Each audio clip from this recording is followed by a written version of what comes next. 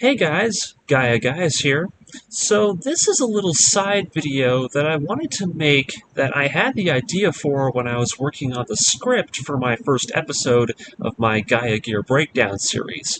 And it's a little thing I noticed when I was re-listening to the series. And it has to do with one of the opening scenes in the first episode. With this scene concocting a little tiny theory inside my head. Now, as to why I didn't include it in my first video, there's actually a good reason, as I found this theory would detract from the overall pace of the original video. Now, what exactly is this theory? Well, it has to do with the opening scene involving Apparanchi and Everly on the beach, and curiously, the abandoned mobile suit that they stumble across while walking along the shore. This mobile suit, if you might recall, is a Gaplant. Now, Gaia Gear was actually written around the same time as the original Hathaway's Flash novels, and in those books, as well as the ongoing movie adaptations, the story also makes use of a Gaplant. In the books, and as well as the movie, we see a group of hijackers, all falsely bearing the Mafti identity, hijack the Federation dignitary shuttle, the Houndsen, using a stolen Gaplant. Now, after the hijackers board the shuttle, the Gaplant jets off, and that's the last we see of it.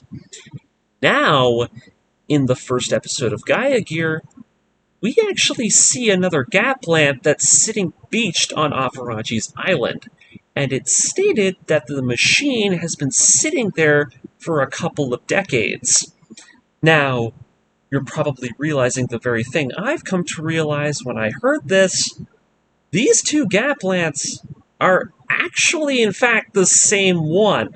And if you look at this map I created, you actually get to see from these trajectories what happened to this Gaplant after it was used for the hijacking. The ORX-005 Gaplant we see in Gundam Hathaway needed a long-distance booster to make contact with the Houndsen shuttle.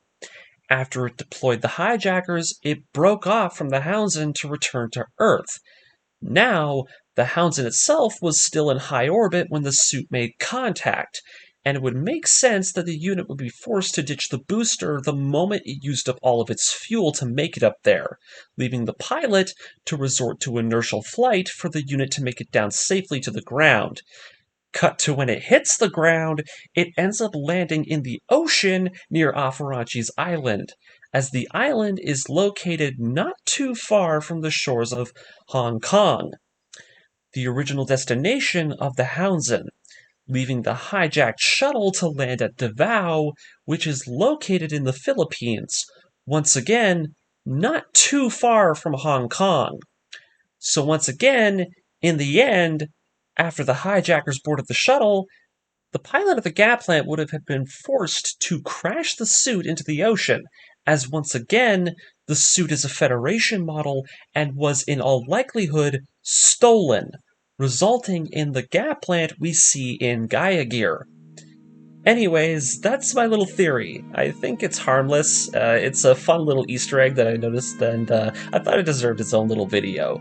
Not to stretch things out too far, but I actually like this inclusion of it, as I won't mention it now, but it does kinda symbolically lend a smidge of credence to a theory that I have about Gaia Gear and its connections to Gundam Hathaway and the original origins of Metatron. Anyways, that's it for this video. I just wanted to do something fun while I was working on my next breakdown, which, by the way, I probably will be posting it, in all likelihood, possibly tomorrow. So keep an eye out for that. Anyways, that's it for this video. Tune in next time where I go back into the story of Gaia Gear with episodes 4, 5, and 6. This is GaiaGaiyus, signing off. Later!